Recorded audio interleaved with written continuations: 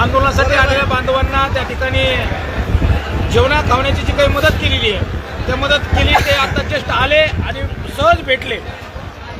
दादा मला एक सांगा, काय काय आपण त्या ठिकाणी आपण कशामुळे हे अन्नधान्य पाठवलं? असं आम्हाला समजलं की इथं बऱ्यापैकी स्टॉल बंद केलेत, हॉटेल बंद केलेत आणि खाण्याची तारमळ होते आपल्या भावांची.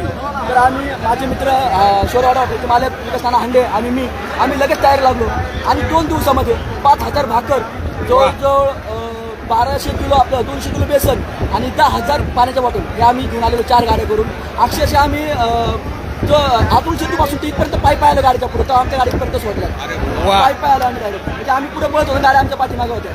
हे बांधव आहेत अंबड तालुक्यातील बळेगावमध्ये.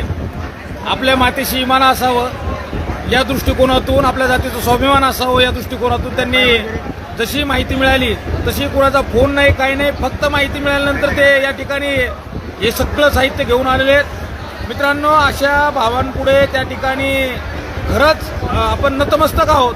कारण आता जातीच्या त्या ठिकाणी अगदी काय म्हणू आपण, जातीची लढाई आहे, जातीचा शेवटचा लढा आहे आणि आता जात हारली नाही पाहिजे या उद्देशाने सगळेजण प्रेरित झालेले आहेत. आणि छत्रपती शिवरायांच्या या मराठ्यांच्या भूमीमध्ये त्या ठिकाणी मुंबईमध्ये आपल्या बांधवांना काही कमी पडू नये यासाठी सगळेजण झटत आहेत.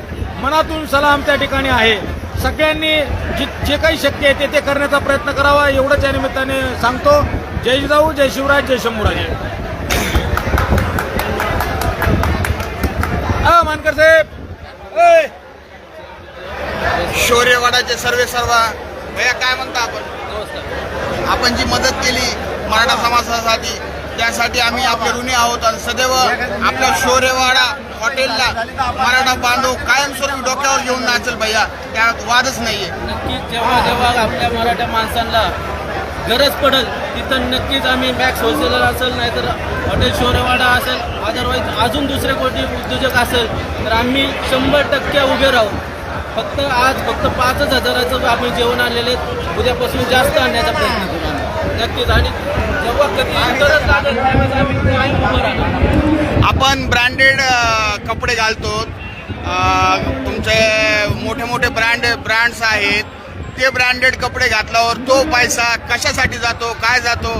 पण आपल्या माणसाचा ब्रँड जर मोठा होत असेल, त्याला जर पैसा आपण 4 पैसे कमवण्यासाठी त्याच्या ब्रँडचे कपडे आपण खरेदी करत असतो, तर तो पैसा आपल्या समाजाच्या गरजवंत समाजाला जेवण वगैरे पुरवण्यासाठी वापरत आहेत, आपले जालने करत आहेत. ते काय म्हणतो बाई?